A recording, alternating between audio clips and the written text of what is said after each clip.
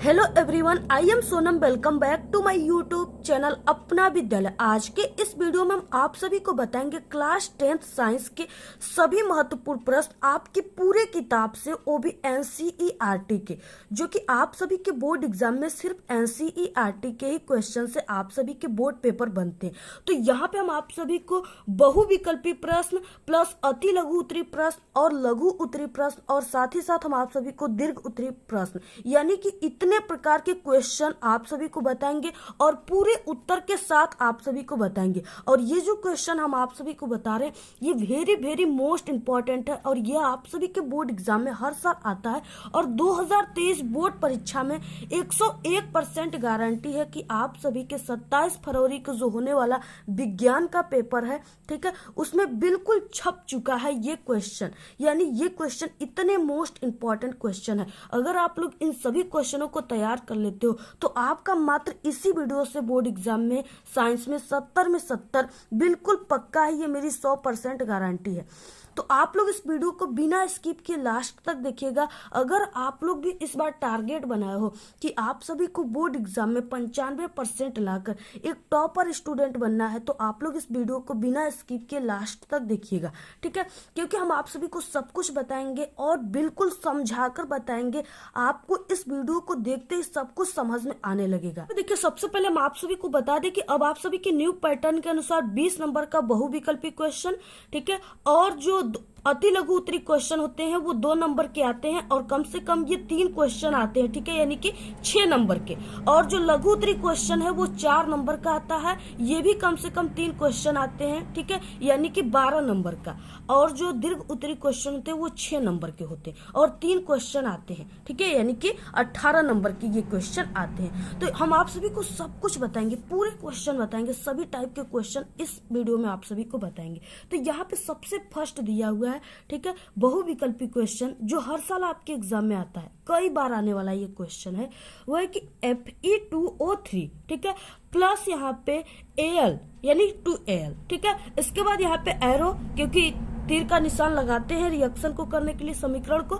इसके बाद Al2O3, ठीक है, प्लस 2Fe। यह अभिक्रिया किस प्रकार की है, यानी ये जो अभिक्रिया है ये किस प्रकार की अभिक्रिया है। पहला ऑप्शन दिया हुआ है वियोजन अभिक्रिया, संयोजन अभिक्रिया, ठीक है, द्विविस्थापन अभिक्रिया और विस्थापन अभिक्रिया। तो यहाँ पे ये कौन सा अभिक्रिया है, तो सबसे पहले हम आप सभी को बता दें कि ये जो अभिक्रिया है ये विस्थापन अभिक्रिया है। कौन सा अभिक्रिया है? विस्थापन अभिक्रिया, ठीक है, यानी कि ऑप्शन डी राइट है। अब देखिए ये किस प्रकार से विस्थापन अभिक्रिया है, यहाँ पे हम आप सभी को बता दें कि यहाँ पे देखिए जो विस्थापन अभिक्रिया होता है वो क्या होता है कि जब किसी यौगिक में उपस्थित एक तत्व या एक परमाणु को किसी दूसरे यौगिक के तत्व या परमाणु द्वारा हटाकर स्वयं उनका स्थान ले लेना, ग्रहण कर लेना ही विस्थापन अभिक्रिया कहलाता है, ठीक है। यहाँ पे आप लोग देख सकते हो कि जब हम Fe2O3 का रिएक्शन एल्यूमिनियम Al से कराते हैं, ठीक है, तो जो एल्यूमिनियम है वो क्या कर लेता है कि Fe का स्थान अपने स्वयं ले लेता है और Fe को कह देता है चलो भाई तुम्हारा काम नहीं है, नहीं तुम यहाँ से निकल जाओ, ठीक है। विस्थापन का मतलब होता ही हटा देना होता है, ठीक है। तो यहाँ पे देखिए आप लोग, ठीक है, ये Fe2O3 था। अब इसका स्थान Fe2O3 का स्थान कौन ले लिया? एल्यूमिनियम ले लिया। तो यहाँ पे हो गया Al2O3 और जो Fe महाराज है उसको बाहर निकाल दिया बेचारे को। तो यहाँ पे Fe बाहर हो गया, यानी कि एल्यूमिनियम जो है वो Fe को विस्थापित कर दिया।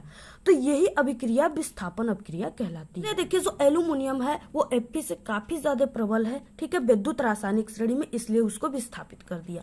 तो ये हो गया विस्थापन अभिक्रिया, ठीक है। विस्थापन अभिक्रिया भी आपके एग्जाम में आता है, इसलिए आप लोग इसको भी तैयार रखिए।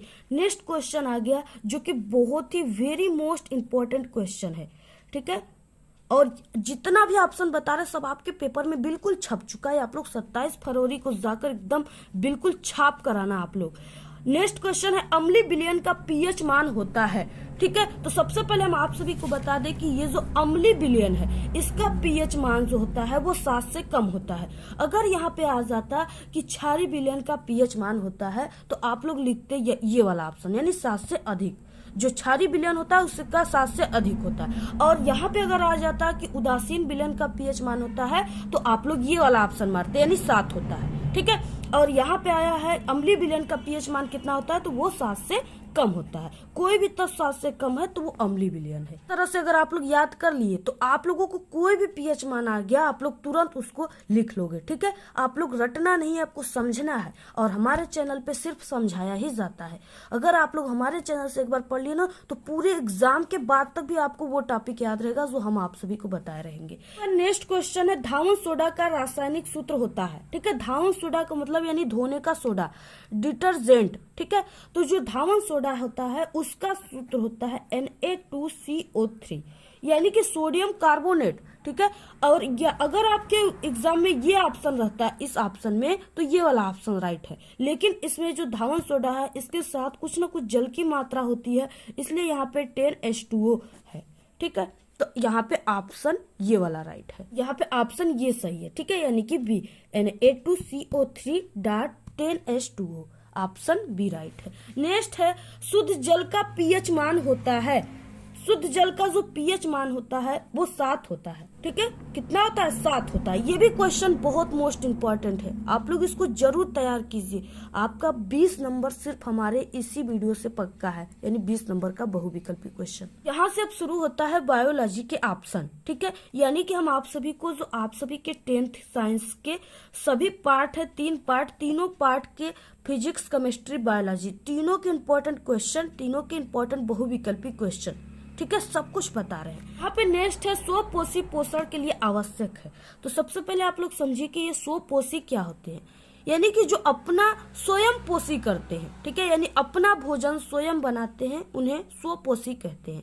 तो जो अपना भोजन बनाते हैं जैसे पेड़ पौधे, ठीक है, वो अपना भोजन स्वयं बनाते हैं, तो इसलिए वो स्वपोषी है। तो यहाँ पे पेड़ पौधों को कौन कौन सी चीजों की आवश्यकता है, यहाँ पे 4 ऑप्शन दिए हुए।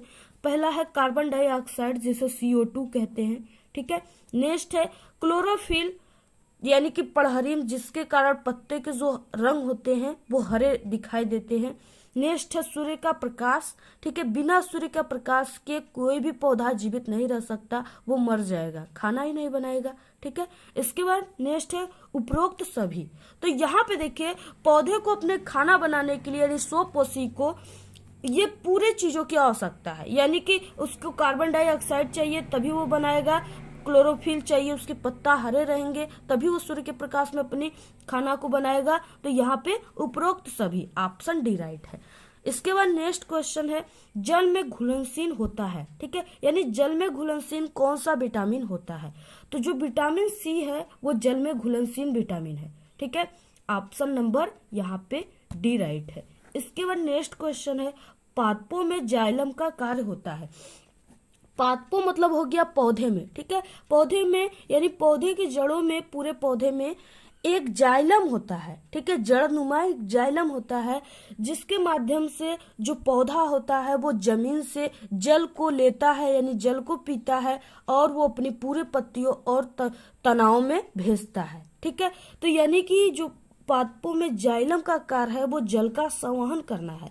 ऑप्शन नंबर ए राइट है। ठीक है, यहाँ पे नेक्स्ट क्वेश्चन है, एक उत्तल लेंस की क्षमता 2 डायोप्टर है, इसकी फोकस दूरी होगी।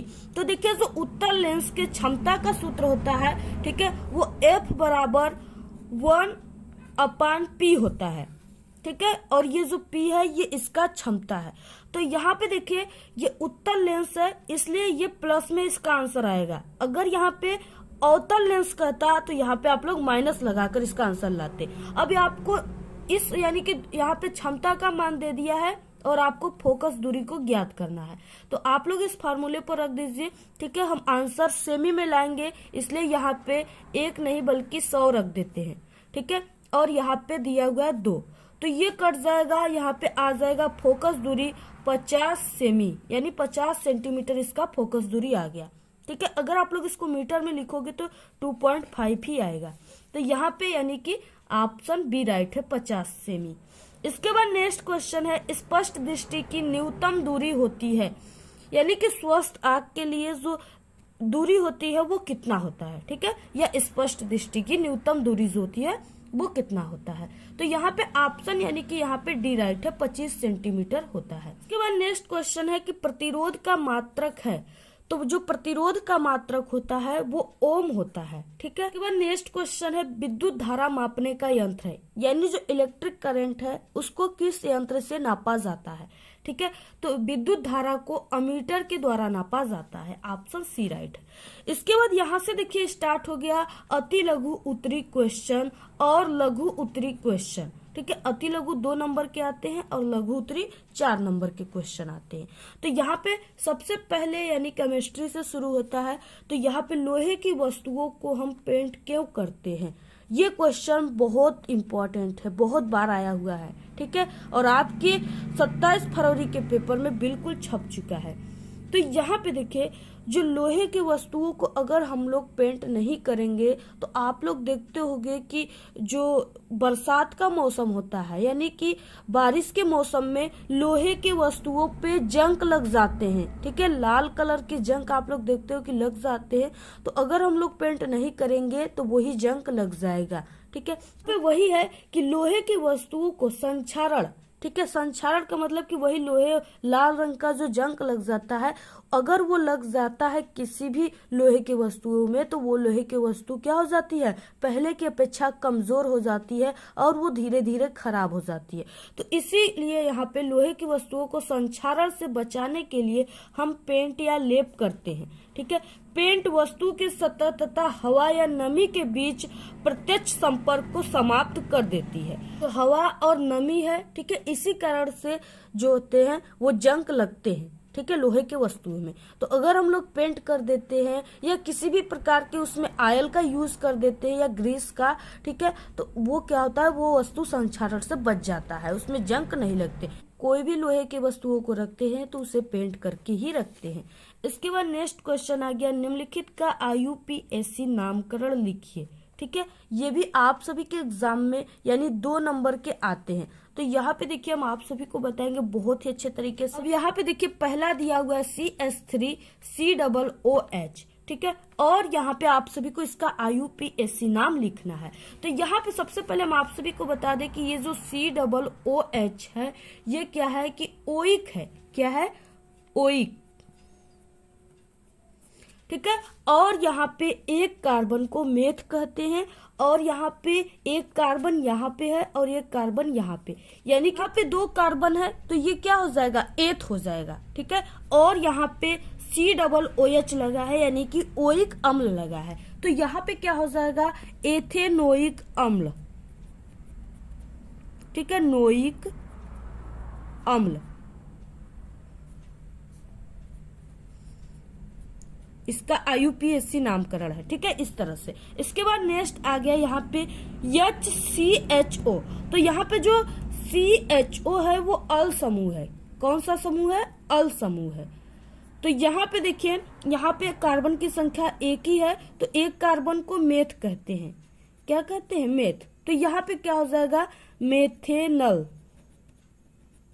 नेक्स्ट है यहाँ पे HCOOH। ठीक है, अब यहाँ पे देखिए फिर से ये ओइक अम्ल आ गया तो यहाँ पे एक कार्बन है तो ये मेथेनोइक अम्ल हो गया।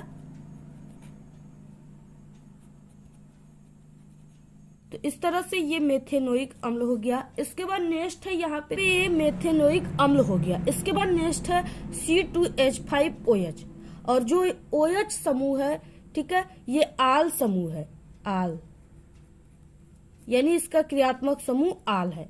ठीक है, अब यहाँ पे देखिए इसको जब हम इस तरह से तोड़ते हैं तो ये हो जाएगा CH3, ठीक है, CH2 और OH।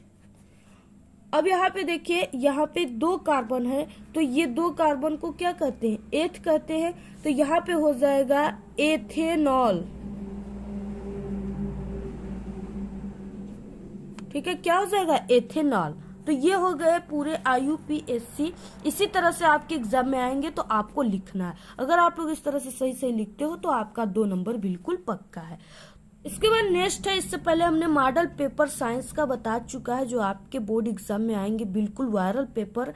ठीक है, अगर आप लोग नहीं देखे हो तो प्लेलिस्ट में आप लोग जरूर जाकर देख लीजिए, सभी मॉडल पेपर हम बता दिए हैं। इसके बाद नेक्स्ट क्वेश्चन है, ज्यादा से ज्यादा आप लोग देखिए, वीडियो को शेयर कीजिए और डेली वीडियो को देखिए। आप लोग जितना ही आप लोग वीडियो पे रिस्पांस देंगे, जितना ही अच्छे तरीके से देखेंगे, उतना ही अच्छी हम आप सभी को वीडियो लाएंगे। और मात्र आप लोग कम ही दिनों में हमारे चैनल से पढ़कर बोर्ड एग्जाम में 95% लाएंगे, ये मेरी 100% गारंटी है। क्योंकि हर साल हमारे चैनल से पढ़कर स्टूडेंट न कि सिर्फ जिला टॉप करते बल्कि प्रदेश टॉपर भी बनते हैं।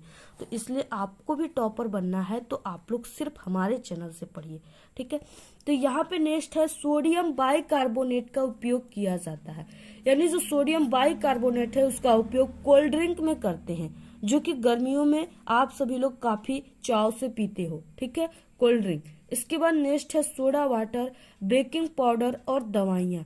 यानी इसका यूज इतनी चीजों को बनाने में किया जाता है। आप लोग इसको तैयार कर लो, बहुत इंपॉर्टेंट है, हर साल आने वाला ये क्वेश्चन है।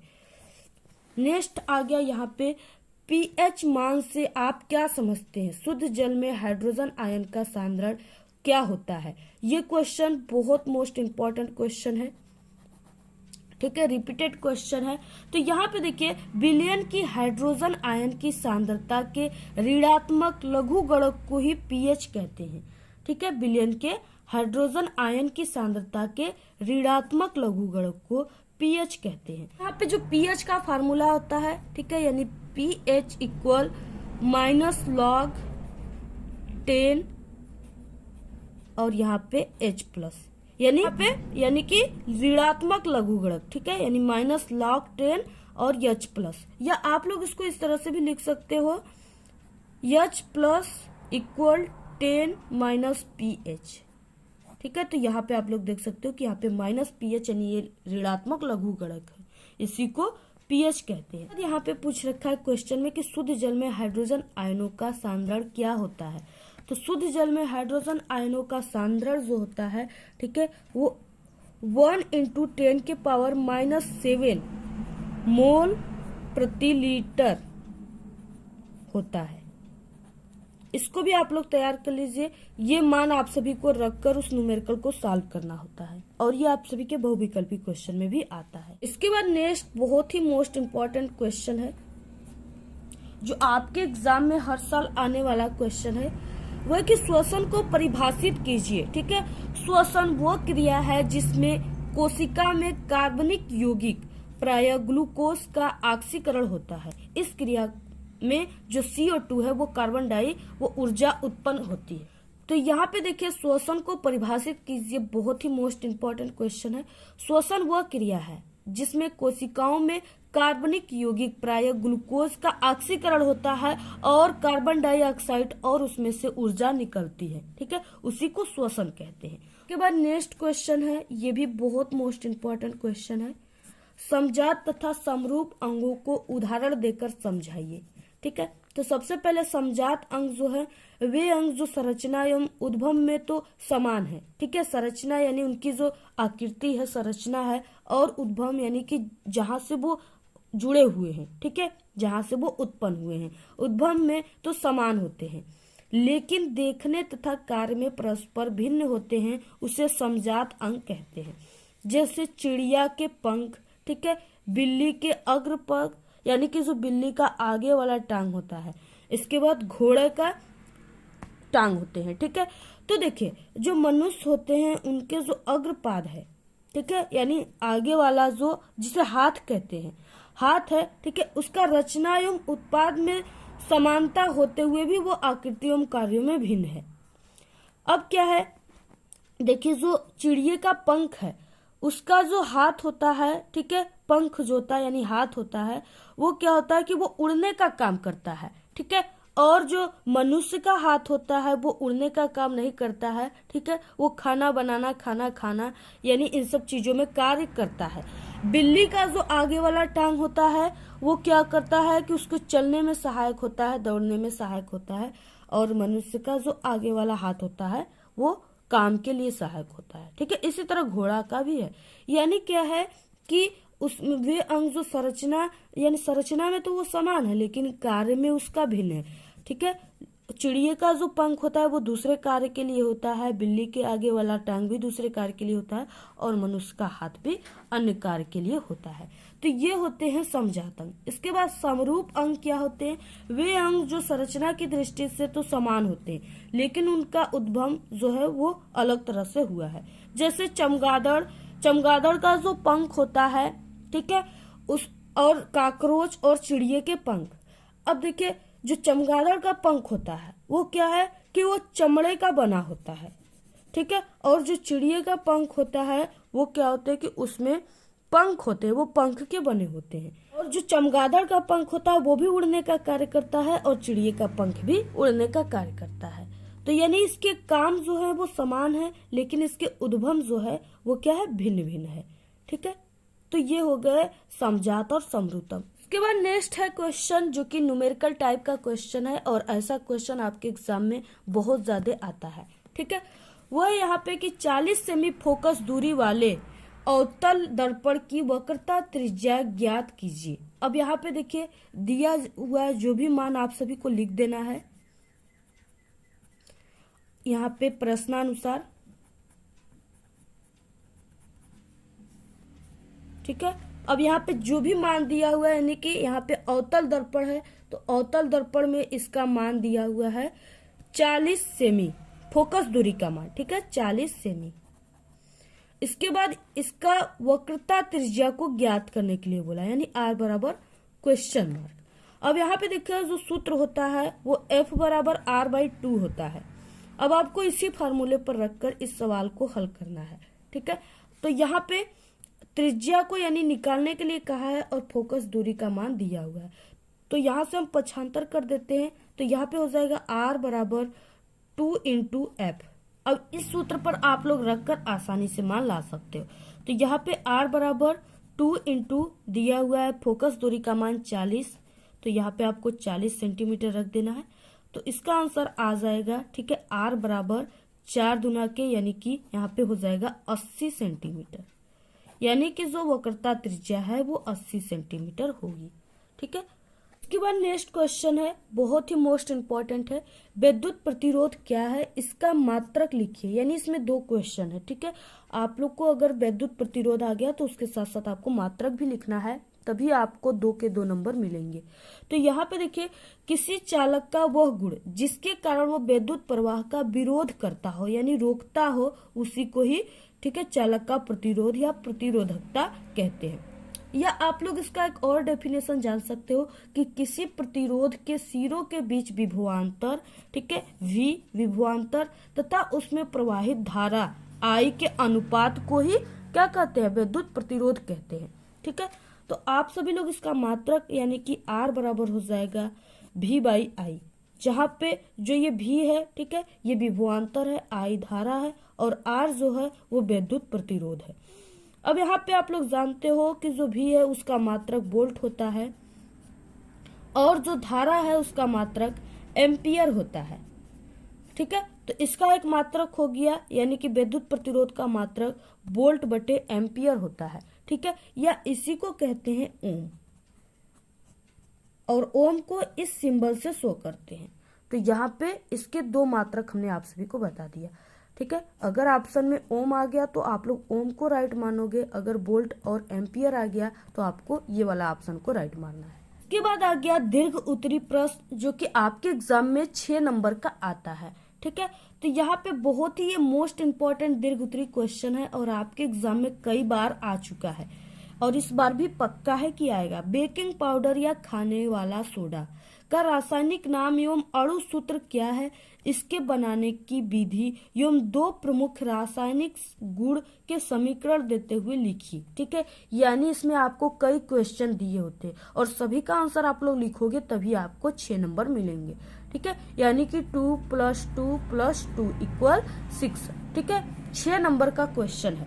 तो यहाँ पे सबसे पहले कि आपको बेकिंग पाउडर या खाने के सोडा का नाम, रासायनिक नाम और अणुसूत्र लिखना है।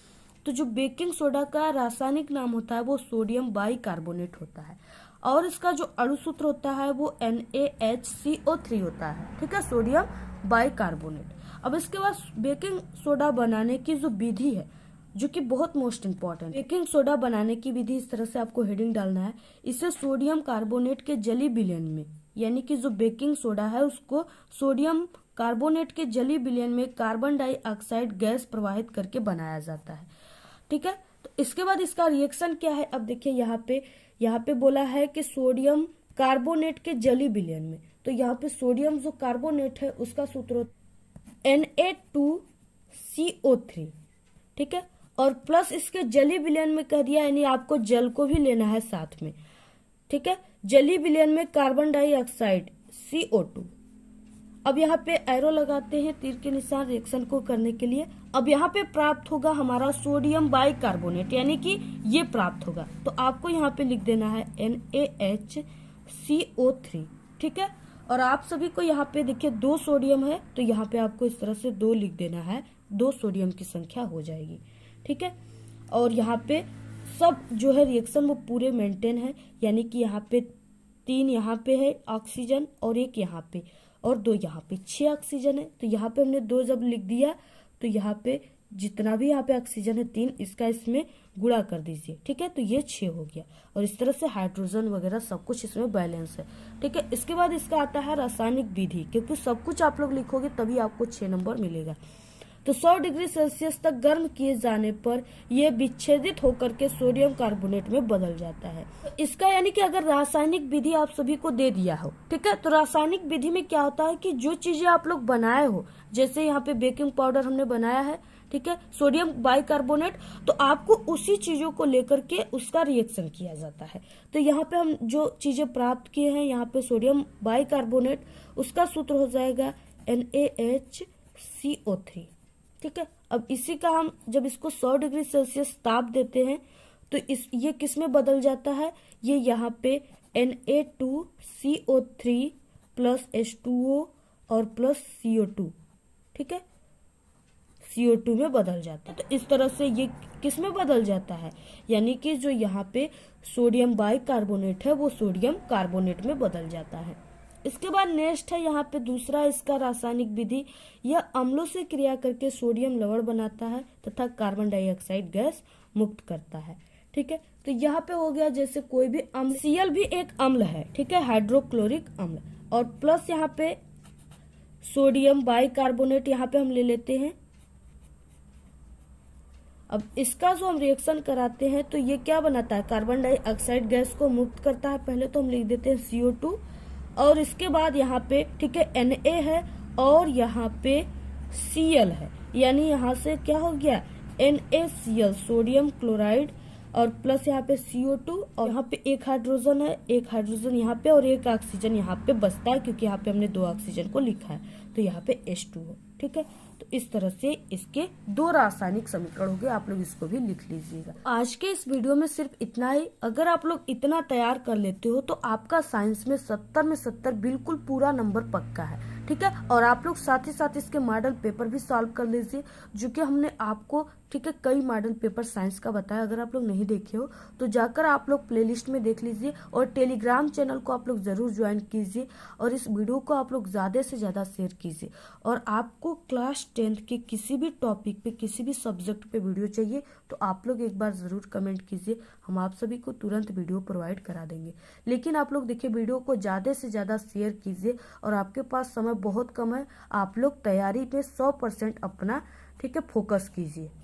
आज के इस वीडियो में इतना ही। आपको वीडियो कैसा लगा? अगर वीडियो पसंद आए तो एक बड़ा सा लाइक कर दे, चैनल पे ना तो सब्सक्राइब करके बेल आइकन को जरूर प्रेस कर दे। आप लोग इस वीडियो को सभी दोस्तों में प्लीज शेयर कीजिए, कमेंट करना बिल्कुल ना भूले। Thanks, all the very best, bye bye.